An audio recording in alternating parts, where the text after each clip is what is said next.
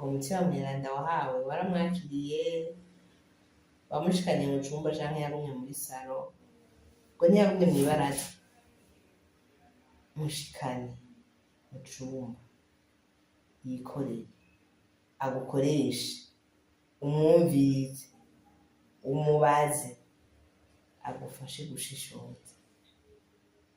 Mutima mweranda baravuga ko muri ca gisabisho ca ndemeye ngo byose vyaremewe kuri we. Mutima mweranda yari ahari kuva, murazi ko ariwe yashungurukiye kuri Bikira Mariya kugira ngo yibungenge Yezu.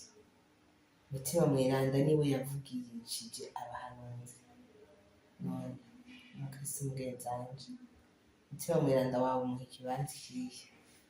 Muri kumwe canke umusiga nka hariya ati ivyo uvuga wewe sindabitahura?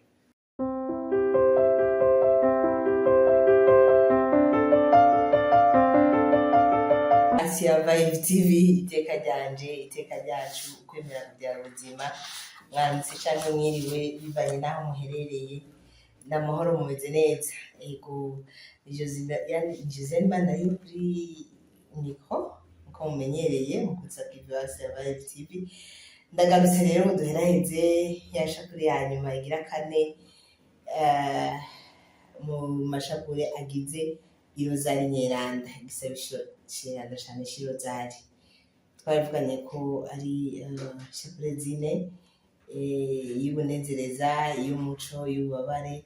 No musi tuje guheraheza ngo tuzirikanire hamwe ivyibukiro by'ishakure y'ubu ninahazwa. Ubu ninahazwa ikipiro ca mbere mu vyiciro by'inahazwa biravuga ngo Yezu arazuka. Dusaba inema yo guhaha ngo dushobore kuba beranda. Yezu arazuka, dusaba inema yo guhaha ngo dushobore kuba beranda. Yezu yarazutse, yari yapfuye. Murazi ko duheruka twari mu misi ya Pasika, misi yeze turazirikanye neza ingene vyagiye biragenda. Ubu turiko turaraba ingene abatumwa bari bihebuye bisubiye mu vyabo. Twakurikira yari yapfuye, ariyo dimanche badusiguriye ingene bari bisubiye kuroba. Ngo dusabe inema yo guhaha kugira dushobore kuba beranda. Yezu yapfuye kubw'ibicumuro vyacu, bamubesheye, bamurenganije. Natwebwe turiko turabikora turazi neza ko turasubira kumubamba. None rero dusabe inema yo guhaha. Mbega mugenzi, iyi Pasika iheze n'igihe igicumuro cari carakunaniye wigiriye inama yo guheba kugira ube mweranda?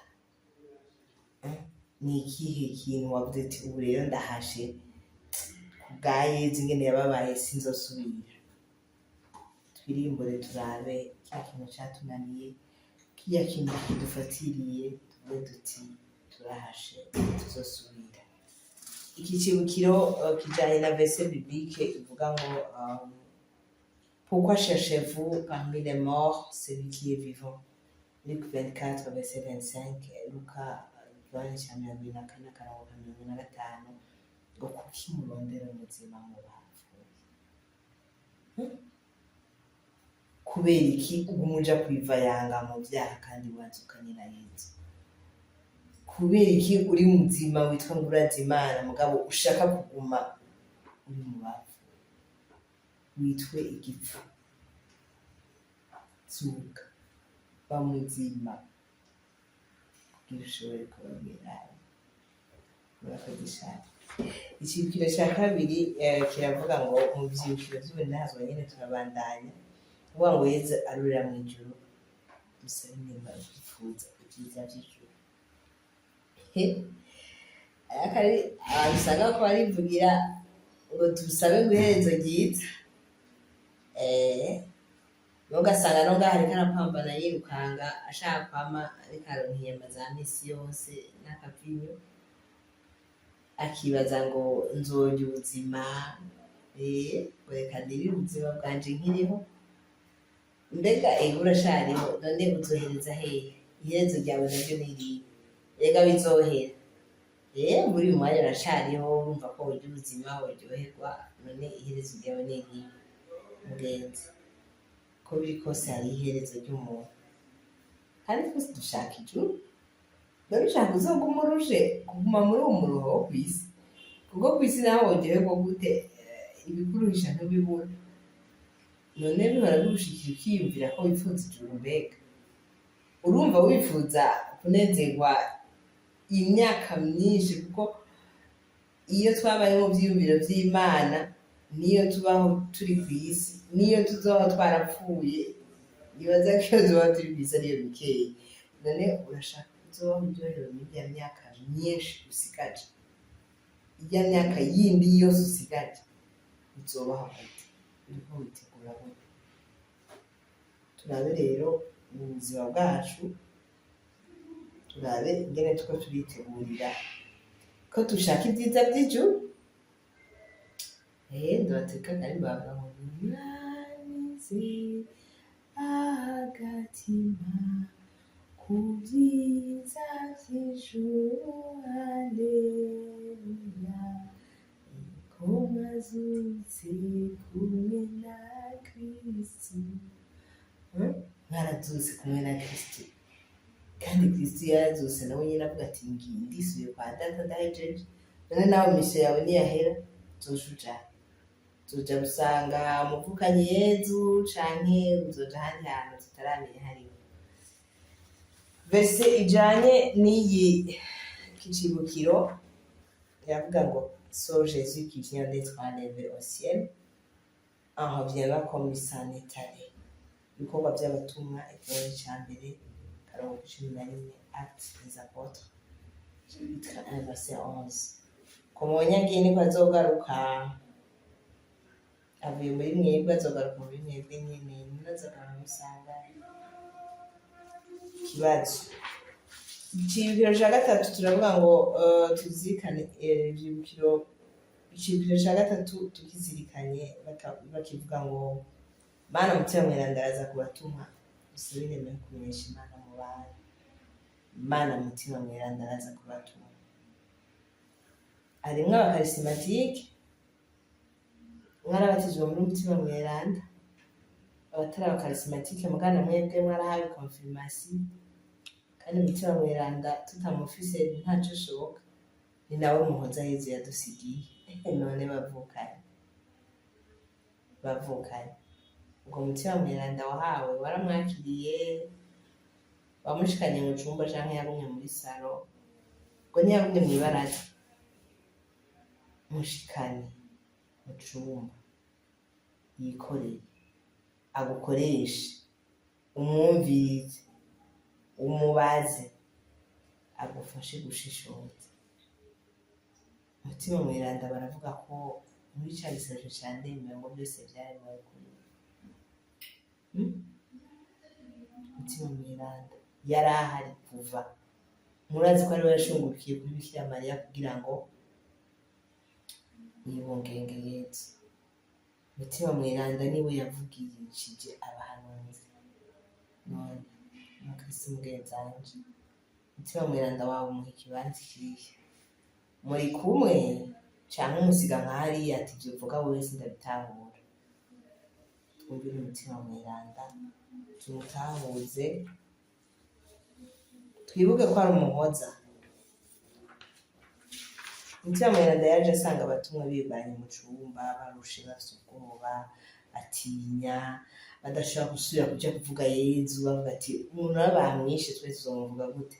Mugabo umaze kumuronka uhagarara wimye, ntutinya, nta bwoba ugira, kuko aragukomeza.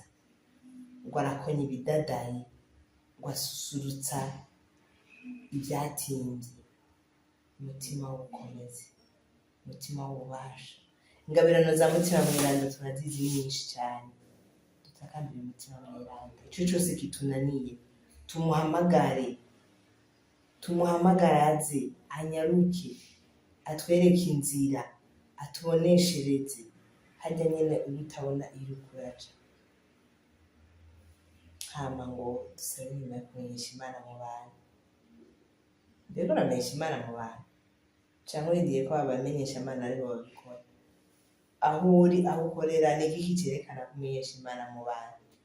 Mw'ibarabara ntushobora kubona n'igicupacupa ico bita igikaya iyo kigira kizibura umuntu, harya ugikuye urazi ko umenyesheje Imana mu bantu? Usanze abagwana ukabatatura mu mahoro, ntuzi ko umenyesheje Imana mu bantu? Ugize n'uwuhaye amazi canke uwufashije, urazi ko umenyesheje Imana mu bantu? Simpa kuba warihebeye Imana, uri padiri, uri umukorezi, uri umutambiramana, uri umukoriste canke uri muhari kanaka, twese turahamagariwe kumenyesha Imana. Icigiro ca kane kiravuga ngo Mariya ajanwa mw'ijuru. Yezu sha yajanye mama we mw'ijuru. Udusabe inema yo gupfa dukunda Imana. Muvukanye. Rero tuzopfa reka. Nukuri turabitinya muga tuzopfa tu. None ko kenshi hari umuntu ashikirwa n'ibibazo. Mbega umuntu uzopfa ukunda Imana burya? Bikira Mariya umwana we yari yagiye, Bikira Mariya we yari yarushe yababaye, mugabo ntiyigeze adohoka kw'ijambo ry'Imana, ntiyigeze adohoka gukunda Imana, yagumanye n'abatumwa abafasha. Kurinda gupfa kwiwe yarinze apfa ari mu Mana. None mugenzi, natwe tugerageze dusabe iyo nema yo gupfa tukikunda Imana, yo gupfa tutarahemukira Imana, yo gupfa tutarikura ku Mana, tutarayituka. hari igihe umuntu ashirwa n'amagorwa ukamenya atavuga ati niyo Mana burya iriho, yaba iriho yari kundeka nkabona ibi byose. Mvukanye, mugenzi, nshuti, wowe uriko uranyumviriza, inema ndakwifurije niyo gukunda Imana. Umuntu ukunda uguma umwiyumvira, umuntu ukunda ugerageza kugira ikitamubabaza. Nimwiyumvire abakunzi banyu, umva womwandikira, akakubayeko kose wumva wokamuterako inkuru, akantu kose wabonye wumva wokamubwira, ivyo wabayemwo nyene ukumva nawe yobibamwo. Umuntu ukunda ababaye nawe urababara. Inema yo gukunda Imana, Imana uyikunda gushika ku rugero uruhe? Uyikunda gute? Urayiyumvira uburyo bw'uko ku mwanya n'umwanya wumva mu mutwe wawe hama hari Imana. Ndabasaba iyo ngabirano nkuru, ndabipfurije iyo ngabirano nkuru yo gukunda Imana gushika ku rupfu rwanyu. Tuzirikane n'icibukiro ca nyuma, ni ica nyuma mu vyibukiro vyose ko ari 200, ni ica nyuma mu vyibukiro vy'ubuninahazwa bavuga ngo Mariya araninahazwa mw'ijuru. Dusabe inema yo gushira ubute mu bikorwa vyodushikana mw'ijuru. Ngo harabaye urubanza rukomeye, baramwambika urugori umwamikazi ashitse mw'ijuru. Iyumvire wakiriye mama wawe, iyumvire Yezu yakiriye mama we mw'ijuru. Rwari urubanza rukomeye, ariko yamwakiriye kubera yagumye ashiritse ubute, ntiyigeze ashira hasi. Inema yo gushira ubute mu bikorwa vyiza vyodushikana mw'ijuru. Turazi neza ibikorwa bizotujana mw'ijuru ko ari ibikorwa vy'urukundo. Ukunda abagukunda canke ukunda bose, urukundo rwawe rugarukira hehe? Ubwo ntutanga imfashanyo kugira abantu bose babibone ko wazitanze? Ubwo ntufasha ivyo uzi yuko nawe igihe azogufasha? Gushira ubute mu bikorwa bizodushikana mw'ijuru harimwo ivy'urukundo, harimwo kubaha amabwirizwa, harimwo gusenga mu kuri, gukora ibikorwa vy'aho uherereye, community isengeramwo. Shira ubute. Hari igihe twumva tunebwe. Kera baradusera inkuru ngo abantu bize iseminari bavuga ngo amamisa bagize ni menshi, ngo baragize amareserve. None abapadiri nabo twaca tuvuga gute? Shira ubute muri ivyo bikorwa vyose, kuko urindiriye kuronka iherezo ryiza, kuko urindiriye kuzoheza neza, kuko urindiriye kuzoshika mw'ijuru kwa Yezu na Mariya. Kandi nukuri bakundwa, ndabipfurije kubona Imana, ndabipfurije kuja mw'ijuru, ndabipfurije kuruhukira mw'ijuru, ndabipfurije ico cose cotuma amaherezo yacu azoba hariya kwa Yezu. murakoze rero. Aha niho duhereje iyi minsi ine yo kuzirikana za shapure zine zigize igisabisho c'irozari. Umwe wese ashaka kubizirikana ukwiwe, ariko twari tugerageje kuri Asia naho tugeza. Iki cibukiro ca nyuma icibukiro ca gatatu sinavuze verse yaco, ica kane kiravuga ngo toutes les nations mondiront bienheureuses. Kurya nababwiye ashitse mw'ijuru yari yarabwiye ko twese tuzomwita muhirwe, yarahiriwe kuvyara umwana w'Imana, yaratowe. Bikira Mariya ntiyitowe, yaratowe mu bandi bagore bose. Ni kimwe twama tuvuga yuko ntasa n'abandi, ntashobora gusa n'abandi. Kuvyara Yezu, kuvyara umucunguzi, umukiza w'isi. Reka reka icibukiro ca gatanu aho tubisanga muri Luke 1:41, Luka ikigabane ca mbere 48. Abantu bose bazomwita muhirwe, barahiriwe Bikira Mariya mukuru, baratowe. Nico gituma dushaka kukwigirako ubuzima bwawe kugira ngo natwe tubone Imana. Icibukiro ca gatanu naco tugisanga muri Luke 1:51, Luka ikigabane ca mbere 52. Baravuga ngo il renverse les puissants de leur trône, yelève les leurs. Yakuye ku ngoma biganje, yimika bato bato. Biravye ga mugenzi, uri muri abo bato bato bazokwiruka. Ndakwifurije kwambara urugori rwo mw'ijuru, urugori rw'abato bato, urugori rw'abakunze Imana, rw'abakoreye Imana, rwabitwaye neza. Ndakwifurije kuja mw'ijuru. Yari Josiane Manariyo, gusa kivuga ya Live TV. Igisabo ni ca kindi, partage, s'abonner, j'aime, ndetse mugire na commentaire mudufashe, kuko mwese twarahawe umutima mweranda, murafise ingene mubona ivyibukiro.